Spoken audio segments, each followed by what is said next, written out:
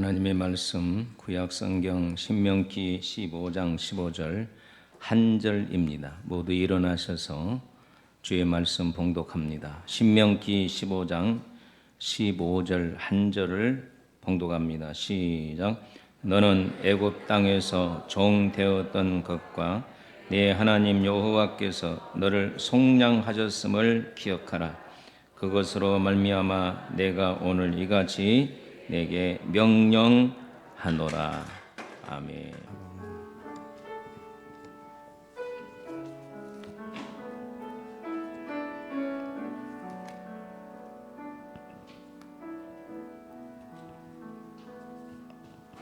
주 발 앞에 무릎 꿇고 그 사랑에 남기네. 어떤 말도 그 어떤 소리도 그 발 앞에서 잠잠해지네.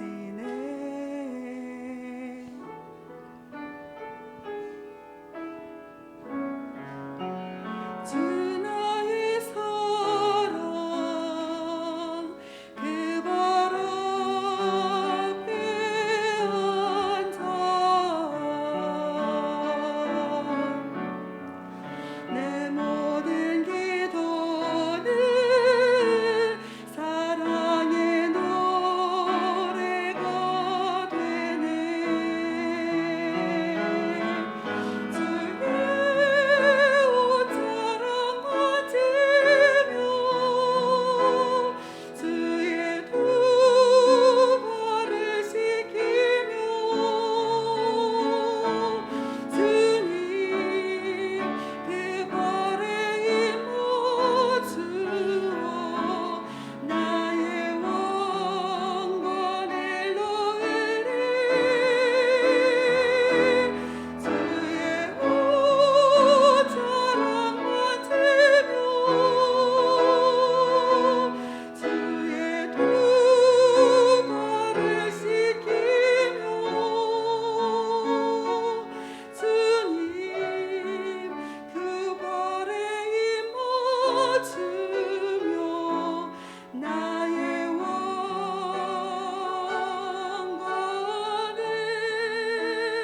놓으리.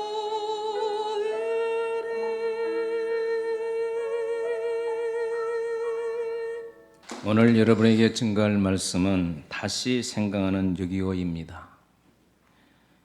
지금으로부터 정확하게 71년 전 1950년 6월 25일 주일 새벽 5시에 김일성은 소련제 탱크 T-3458형 200대, 150mm 장거리표 600대, 그리고 공군기 합해서 23만 명이 남한을 남침했습니다.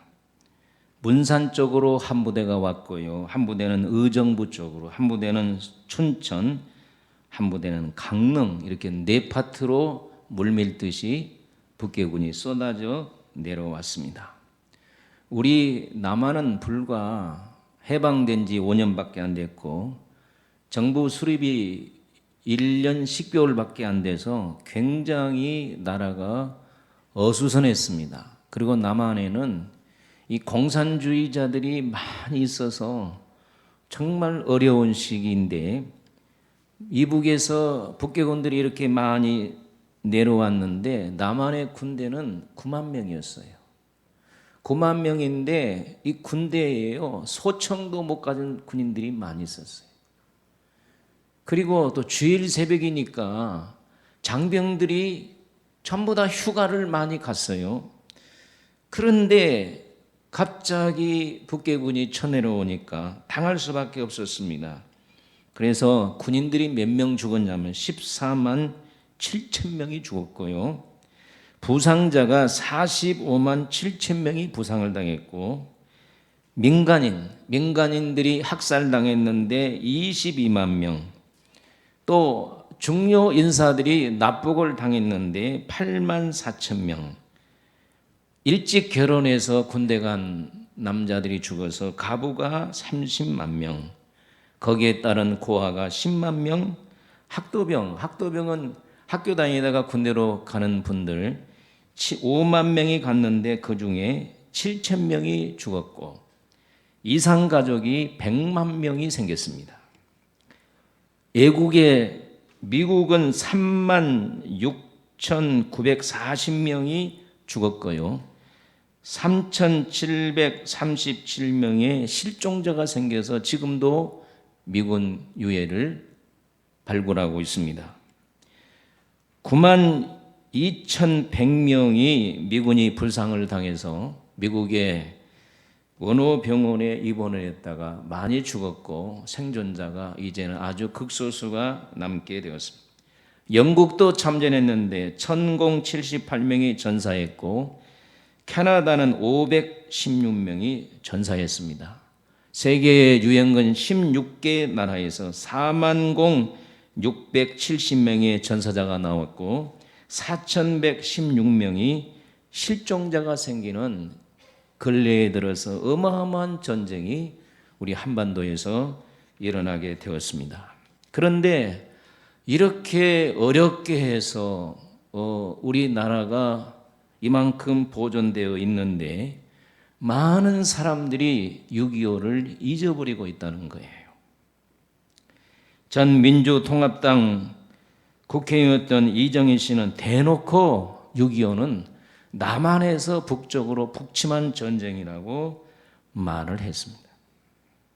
정교조의 가르침을 받는 초등학생, 중학생들이 헷갈립니다. 남쪽에서 북쪽으로 북침했다 그러고 또 어른들은 북쪽에서 남쪽으로 내려왔다고 그래서 헷갈리는 학생들이 수도 없이 많습니다. 그러나 분명히 말합니다. 6.25는 북쪽에서 쳐내려온 전쟁입니다. 이것은 내가 만든 것이 아니라 역사적인 사실입니다. 여러분, 이북에 그 전쟁을 일으켰던 김일성이가 누구냐? 김일성이는 김형직과 강반석의 장남입니다. 이 김형직과 강반석은 예수를 믿는 사람입니다. 김일성의 아버지 김형직은 이북에 숭실학교를 다녔던 그리스도인입니다. 어머니 강반석은 집사님입니다. 반석교회 집사님이고 그리고 애삼촌은 목사님이시고 그리고 아버지는 장로님이십니다. 할아버지가 장로란 말이에요. 할아버지는 장로고 그 다음에 외삼촌은 목사님이었습니다. 아버지 김영직이가 평양 숭실학교를 나와서 뭘 했느냐? 독립운동을 했어요. 그래서 그때 당시 독립운동을 한 사람이 많이 투옥을 하고 죽임을 당하기도 하니까 이 김일성 아버지 김형직과 강반석이 그 독립운동을 해서 요시찰의 인물이 되기 때문에 만주로 피해 도망갔습니다. 만주에서 적당한 일을 찾다가 무슨 일을 했느냐 하면 가짜 세브란스 의학 전문대학교 졸업장을 구해놓고 한약방을 차려서 많은 돈을 벌었습니다. 일설에 의하면 마약도 팔았단 말이 있습니다.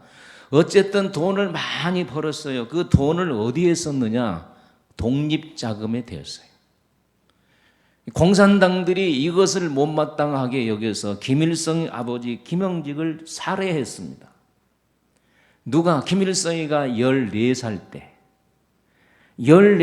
때 자기 아버지가 독립운동을 하다가 공산당에 의해서 살해를 되고 이 김일성의 어머니 강반석 이 씨가 얼굴이 참 이쁘게 생겼어요. 그래서 그 진린성에 경찰서장이 눈독을 들이고 있었어요. 그래서 가부가 되니까 나한테 결혼하라 그래가지고 이 강반석 씨가 자녀들 3명을 데리고 중국 사람에게 김일성이가 14살 때 간 겁니다. 국적을 완전히 중국 국적을 취득했고 김일성이는 독립운동을 하는 학교에 다녔습니다. 다니다가 비틀어지기 시작했어요. 비틀어지기. 여러분 가정교육이 얼마나 중요한지 모릅니다. 아버지는 14살 때 죽었죠. 그 다음에 새아버지죠. 이거 적응이 안 된 거예요. 그래서 그는 동네 깡패가 되게 되었습니다. 저는 여기에 참 아쉬운 거 있어요. 그 김일성의 어머니 강반석 씨가 남편이 죽었을 때에 고국으로 돌아와서 아버지는 장로고 애삼촌은 목사니까 그 밑에서 살고, 여러분 그러면 또 좋은 남편을 맞을 수도 있는 것이고, 김일성뿐 아니라 동생들을 잘 키워서 독립투사를 만들었을 거 아닙니까? 그런데 만주의 공산당이 우글거리는 그곳에서 중국 사람에게 시집을 가서 이 김일성이가 적응을 하지 못해서 동네 깡패들하고 어울리다가 공산당에 입당한 거예요. 그리고 공산당에 입당해서, 여러분 역사에 보면 빨치산 얘기를 많이 하는데, 빨치산이 독립투쟁을 하는 것이라고 하는데 말짱 거짓말입니다. 김일성이가 깡패 집단에 들어가니까 부잣집을 털어서 말이에요, 또는 볼모를 잡아가지고 약탈해서 돈 뺏어 먹는 그런 일을 하다가 요시찰 인물이 돼가지고 김일성이가 소련으로 도망가게 됩니다.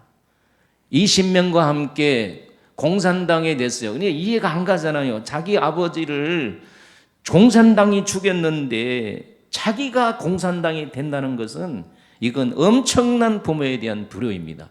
그럼에도 불구하고 그는 혁명투쟁에 공산당의 그 가문 이슬에 속아가지고 이런 패거리 짓을 하다가, 빨치산 부대라고 말만 그러지 패거리지고 사람 뺏는, 돈 뺏는 곳이, 그러다가 잡히려고 하니까 소련으로 도망가다가 같은 대원인 김정숙과 결혼해서 4명의 자녀를 낳았는데 2명은 살고 2명은 죽었습니다.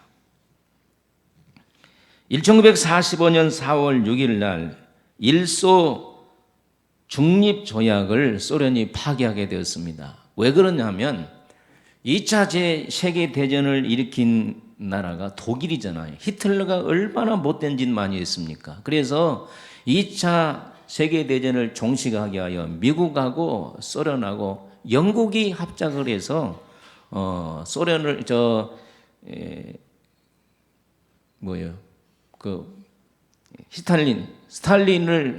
스탈린이 아니라 히틀러를 쳐부수는데, 미국하고 영국은 물자를 많이 내고 소련은 군대를 파견했습니다. 군대를 파견해서 많은 생명을 잃었기 때문에 승기를 소련이 잡게 되는 거예요.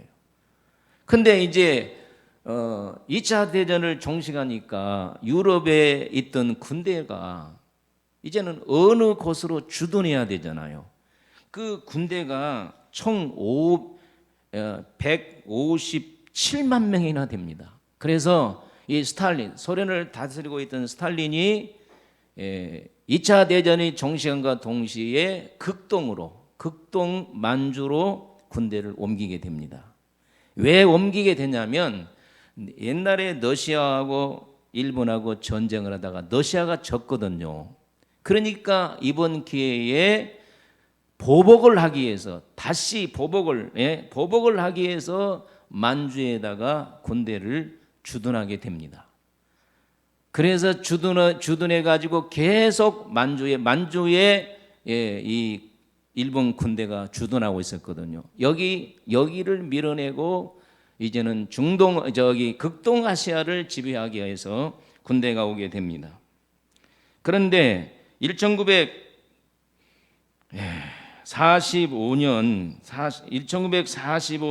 8월 15일 날 우리나라가 해방됐잖아요. 그런데 1945년 8월 6일 날 일본 히로시마에 미국이 원자탄을 터뜨립니다. 원자탄을 터뜨려요. 이제 원자탄을 터뜨리니까 일본 나라가 막 흔들릴 거 아닙니까? 그때에 극동으로 와 있는 이 소련 군대가 청진, 원산을 점령하라는 지령을 받습니다. 그래서 원자탄이 투하될 때 벌써 소련군이 이북에 진주되어 있고요. 그 다음에 1945년 8월 9일 날 나가사키의 두 번째 원자탄이 떨어집니다. 그때를 기해서 소련 군대가 이북을 완전히 점령하게 됩니다.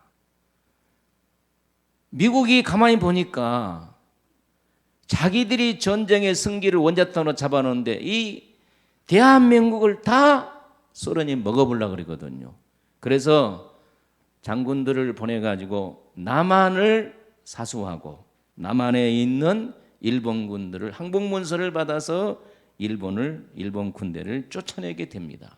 그래서 북한 이북은 소련 군대가 지배하고 어쩔 수 없이 이 한반도를 빼앗기지 않게 해서 남한에는 미국 군대가 주둔하게 됩니다.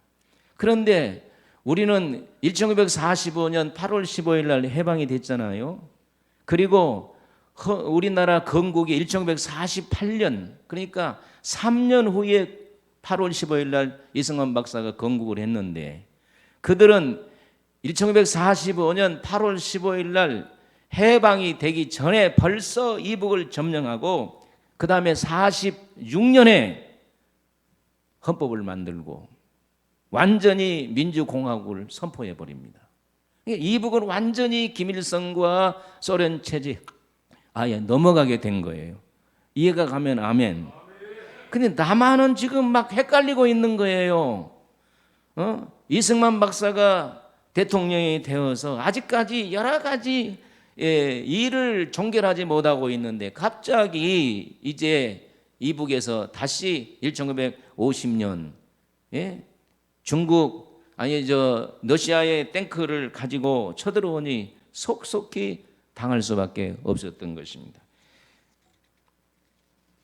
이걸 보면 이렇게 해서요 6.25라고 하는 전쟁이 일어났는데 그 러시아의 소련의 스탈린은 굉장히 포악한 사람입니다. 그러나 포악하면서 군 전략가입니다. 김일성이가 해방이 되자마자 미군이 들어와 가지고 남한을 점령하지 못했으니까 나에게 탱크를 주세요. 비행기를 주세요. 그러면 내가 반드시 남한을 정복해서 원수님께 바치겠습니다. 그리고 스탈린에게 김일성이가 48번이나 6.25 전쟁을 할 수 있도록 허락을 해달라고 합니다. 48번이나 얘기를 스탈린이 안 된다. 전쟁하면 안 된다. 미군이 버티고 있기 때문에 안 된다. 이렇게 해서 48번 만에 미국이 살짝 나아간 틈을 타서 모택동에게 안전장치를 스탈린이 얘기하고 6.25를 일으키게 됩니다. 그러나 하나님의 특별한 은혜로 말미암아 유엔군들이 인천 상륙작전을 통하여 이 나라의 남한이 살아남은 줄로 믿습니다. 첫째는 하나님의 은혜입니다. 할렐루야. 이렇게 남한이 보존된 건 하나님의 은혜인 줄로 믿습니다. 두 번째는 세상을 깨트려 볼 수 있는 지도자 이승만 박사가 있었기 때문입니다. 세 번째는 유엔군들이 참전했기 때문에 이 남한이 이렇게 오늘날까지 보호를 받아서 하나님의 축복 속에 산 줄로 믿습니다. 김일성이가 1950년 6.25 전쟁을 일으키고 그걸 남한을 저기 낙동강 전선까지 내려갔으나 그걸 남한을 다 빼앗지지 못하는 것을 천추의 한을 여기고 주사파라고 사상을 만들어서 계속해서 이 간첩들을 보내었으나 그가 살아생전에 실패하고 말았습니다. 여러분 오늘 우리가 이런 걸 보면요 오늘 우리 한국 역사 속에 하나님이 얼마나 간섭하시고 우리 한민족을 사랑했는가를 볼 수 있습니다. 그냥 우리 남한이 생기지 않은 줄로 믿습니다. 오늘 우리는 놀라운 아픔을 가지고 있습니다. 이럴 때에 우리가 본문을 한번 생각해 봅시다. 다 같이 15절을 읽어보겠습니다. 자, 읽어보겠습니다. 시작. 너는 애굽 땅에서 종되었던 것과 내 하나님 여호와께서 너를 속량하셨음을 기억하라. 그것으로 말미암아 내가 오늘 이같이 내게 명령하노라. 지금 하나님께서 이 한 구절 속에 두 가지를 말합니다. 애굽에서 종되었던 것을 기억해라. 이스라엘 백성들이 애굽에 내려가서 430년 동안 얼마나 애굽 사람들의 종 노릇을 했습니까? 여자분들은 부엌에 가서 허드렛 일을 다 했습니다. 남자분들은 들에 나가서 다 또 농사 일을 다 했습니다. 기하급수적으로 이스라엘 백성이 불어나니까 이제는 나암성이라는 성을 쌓아가지고 국고성을 쌓아가지고 흥력이게 백돌구기를 통해서 얼마나 고통을 당했습니까? 그런 종되었던 이스라엘 백성들을 불러내어서 가나안이라고 하는 축복과 자유를 주신 줄로 믿습니다. 하나님께서 우리가 공산주의 나라 될 수밖에 없었지만 하나님의 거룩하신 능력으로 이 백성을 사랑하사 이 남한만이라도 하나님이 우리를 보호하신 것 우리는 기억해야 됩니다. 이것은 하나님의 크신 섭리인 걸 믿으시기를 바랍니다. 우리나라가 낙동강 전선에까지 이제는 다 밀려가지고 부산만 남았을 때에 이승만 박사가 밀려오는 피난 오는 애국지사들, 거의 애국지사들이 그리스도인들이었어요. 애국지사들에게 뭐라고 얘기했습니까? 초랑교회 모여서 우리 나라와 민족을 위해 기도합시다. 그래서 목사님들도 3일 금식, 이승만 박사도 3일 금식, 애국지사들도 3일 금식하면서 초랑교회에서 이 나라를 불쌍히 해달라고, 도저히 이 나라가 살아갈 수 없다고, 공산화되겠다고 몸부림치면서 기도할 때에 하나님이 유엔 안전보장 이사회를 움직인 거예요. 여러분이 아는 대로 상임이사회가 5나라인데 한 나라만 거부해도 유엔군을 파송할 수 없습니다. 그런데 소련 대사가 안전보장 이사회에 참석하다가 도로에 밀려서 꼼짝달싹하지도 못하도록 하나님이 막아놓고 시간에 소련 대사가 안 오니까 투표했는데 그냥 만장일치로 유엔군을 파송한 줄로 믿습니다. 그 뒤에 파송된 소식을 듣고 소련 대사가 발을 동동 굴렸으나 아무 소용이 없어요. 이런 걸 보면 철저하게 하나님께서 우리나라를 간섭하셨다는 거예요. 이스라엘 백성들이 애굽에서 그냥 해방된 것이 아니라 하나님의 능력에 의해서 해방되듯이 이 나라가 남한 자유민주주의가 생긴 건 그냥 된 것이 아니라 하나님의 능력으로 말미암아 된 줄로 믿습니다. 그러므로 우리는 이 하나님의 은혜를 잊어서는 안 될 줄로 믿습니다. 우리나라는 5,000년 역사 속에 얼마나 고난과 순환을 많이 겪었습니까? 여러분, 중국의 원나라가 1231년부터 1259년까지 6차례에 걸쳐서 이 나라를 침범하여 28년 동안을 다스렸어요.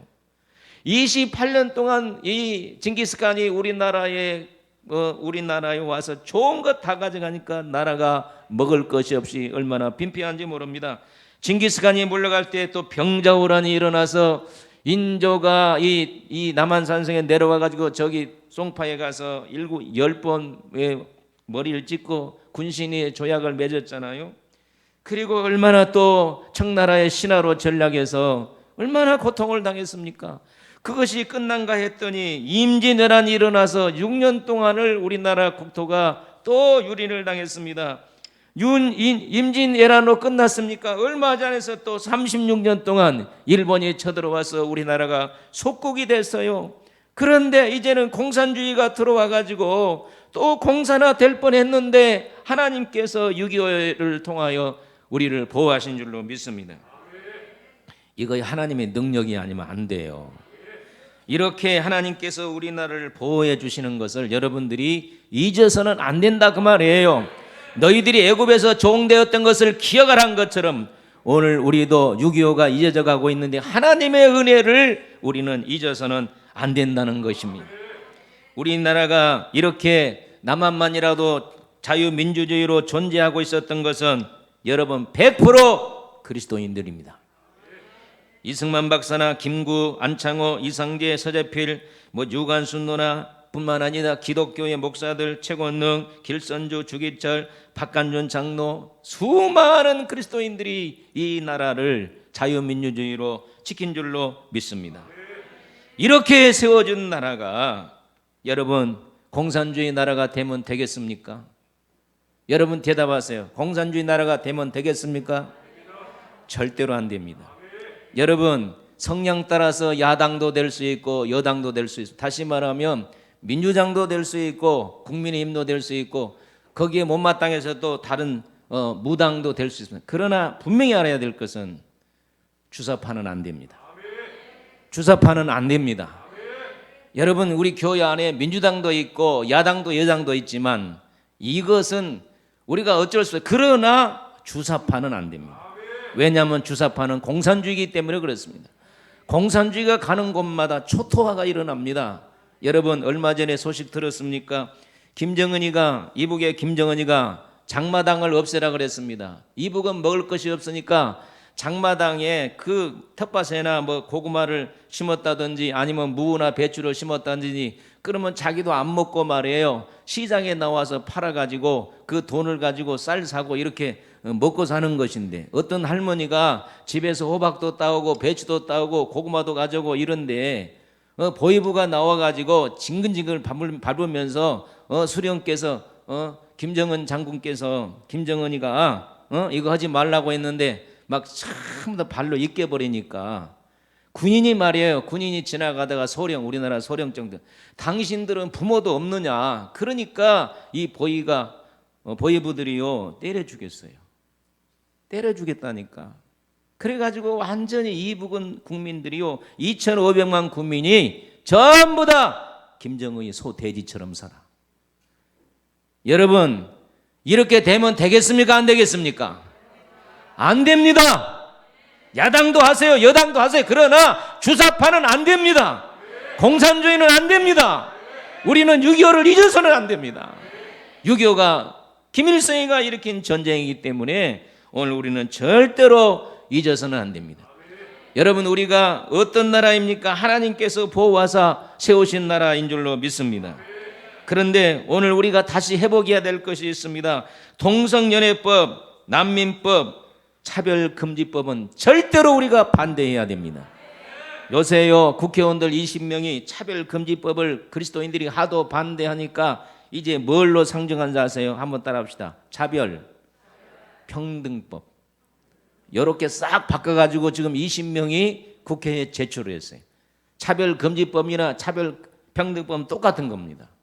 여러분 오늘 우리나라 절대로 다시 말합니다. 차별금지법, 동성애법, 난민법 오늘 우리가 저지해야 됩니다. 간통법, 낙태법을 회복해야 됩니다. 보안법을 보호해야 됩니다. 종교인 납세법을 철회해야 됩니다. 오늘 우리는 정말로 과거에 하나님이 베풀어 있는 은혜를 생각하면서 철저하게 우리가 대한민국을 지켜야 될 줄로 믿습니다. 두 번째로 하나님께서 너를 속량하셨음을 기억하라고 했습니다. 우리 다 같이 다시 15절을 읽어봅니다. 시작. 너는 애굽 땅에서 종되었던 것과 내 하나님 여호와께서 너를 속량하셨음을 기억하라. 그것으로 말미암아 내가 오늘 이같이 내게 명령하노라. 속량이 뭡니까? 몸값을 지불하고 빼내온 걸 말해요. 예를 들어서 내 자식이 유괴를 당했다고 합시다. 근데 몸값을 100만 원을 요구했다. 그러면 100만 원을 주고 데려오는 것을 속량이라고 하는 것입니다. 구약에 이 속량 제도가 많았습니다. 여러분 우리가 죄로 말미암아 죽을 수밖에 없대. 이스라엘 백성이 죽을 수밖에 없었을 때에 양이나 소가 대신 죽고 죄가 용서함을 받았다. 이것이 속량입니다. 양이나 또 소가 죽었지만 신약에 와서는 예수 그리스도께서 자신을 십자가에 몸값으로 우리의 죄를 속량하신 겁니다. 예수님께서 그냥 매를 맞고 예수님께 그냥 고통을 당하고 예수님께서 그렇게 어려움을 겪었습니까? 우리의 죄를 속량하기 위하여 우리의 죄값을 갚아주기 위해서 그런 고난을 당한 줄로 믿습니다. 그러므로 여러분들 절대로 이 예수님의 은혜를 잊지 마세요. 아무리 살기가 힘들어도 예수님이 나 때문에 죄 때문에 속량함을 했다. 나는 그 속량함을 인해서 자유함을 얻었다는 사실을 꼭 여러분들이 기억하시기를 바랍니다. 할렐루야. 미국의 매사추주의 해변에서 어떤 사람이 해변을 거닐다가 밧줄에 걸렸어요. 해변가에 밧줄에 걸려서 그냥 파도에 넘어졌는데 파도가 확 휩쓸어서 바다로 쓸려간 겁니다. 근데 이분은 수영할 줄을 몰라요. 날 살려주세요 하고 소리를 질렀는데 그 해변에는 젊은 청년이 누워서 일광욕을 한 명이 즐기고 있었어요.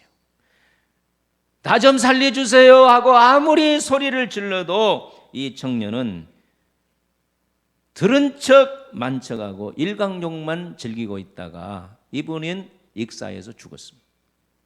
가족이 그 소식을 듣고요 법정에 고소를 했습니다. 세상에 그럴 수가 있느냐. 사람이 죽어가면서 소리를 지는데 일광욕만 즐기고 있는 사람이 어디 있느냐 하면서 고소를 했는데 그걸 구출하라는 법은 없다 해서 그 고소가 성립이 되지 않았어요. 그러나 많은 사람들에게 지탄을 받았습니다. 왜? 무관심죄. 여러분 오늘 우리가 살고 있는 이 시대에 얼마나 무관심죄가 많은지 모릅니다. 남이야 죽든지 말든지 나만 잘 되면 된다. 내 자식, 내 사업, 내 직장 잘 되면 된다. 남에게는 전혀 관심이 없어요. 관심 있는 것이 뭡니까? 제일 관심을 많이 갖는 것이 돈 버는 것입니다. 출세하는 것입니다. 여러분 20대는 보통 10대는 큰 관심이 이성이고 20대는 섹스고 30대는 돈이고 40대는 사업이고 50대는 권력이고 60대는 건강이답니다. 전부 다 이런 것에만 관심이. 솔직하게 우리 보십시오. 나라에 대해서 얼마나 관심이 있습니까? 나라가 망해간다 해도 관심이 있습니까? 나라가 빚 가운데 빠진다고 해도 관심이 있습니까? 나하고는 관계가 없으니까. 허탄하고 썩어질 것만 우리가 관심이 많아요. 오늘 사랑하는 성도 여러분, 예수님께서 이스라엘 백성을 통해 오늘 우리에게 말씀하십니다. 속량하신 하나님을 기억해라. 구속하신 하나님을 기억해라. 종되었던 것을 기억해라. 오늘 우리는 하나님을 먼저 기억하십시다. 예수 그리스도를 기억하십시다. 이 나라에 간섭하신 하나님의 능력을 우리가 보면서 이 나라를 기억하기를 바랍니다. 오늘 우리 번성 식구들은 절대로 무관심죄에 빠지지 않기를 바랍니다. 나라를 사랑하시기를 바랍니다. 저는요 애국자가 될 수밖에 없어요. 왜 애국자가 될 수밖에 없느냐? 수없이 얘기했지만 저희 아버지는 일제시대의 노무자로 끌려서 탄광에서 일본에 죽을라다가 시체가 되니까 살아 돌아왔고 저희 형님은 6.25 끝날 무렵에 전사했기 때문에 저희 가정은 항상 우울했어요. 예수가 아니면 우리는 살아남을 수가 없어. 그러니 나라를 생각하지 않을 수밖에 없어. 여러분 우리 나라를 생각하십시다. 나라를 기억하십시다. 여러분 나라가 없으면 교회도 없습니다. 나라가 없으면 학교도 없습니다. 나라가 없으면 직장도 없고요 가정도 없고요 다 파괴되는 것입니다. 할렐루야. 여당도 좋고 야당도 좋지만 주사파는 뽑아야 됩니다. 공산주의는 뽑아내야 됩니다. 왜? 하나님의 교회를 파괴하기 때문에, 자유민주주의를 파괴하기 때문에, 우리의 삶을 파괴하고 완전히 짐승을 만들기 때문에 2,500만이 지금 짐승 생활을 하고 있잖아요. 그래서 오늘 나라가 잘 되기 위해서 우리 6.25를 지금 이제 금요일 날 맞이하는데 여러분 나라 위에 기도하고 나라를 걱정하고 나라를 염려하는 그리스도인들 되기를 예수님의 이름으로 축원합니다. 하나님 아버지 은혜와 사랑을 감사합니다. 나라 없는 백성이 어디에 있으리요? 하나님께서 6.25 때 우리나라가 멸망할 수밖에 없었고 과거 역사 속에 수도 없이 환난을 당해서 없어질 수밖에 없었으나 하나님의 특별한 도움으로 우리나라를 여기까지 인도하심을 감사합니다. 하나님이 나라를 불쌍히 여겨 주옵소서. 이 나라를 긍휼히 여겨 주옵소서. 절대로 공산주의는 안 됩니다. 자유민주주의가 되어야 됩니다. 하나님 우리 사랑하는 성도들이 나라를 사랑하게 하여 주시고 나라를 위해 기도하게 하시고 나라에 관심을 가지고 하나님께 나아가게 하여 주시옵소서. 예수님의 이름으로 기도하옵나이다. 아멘.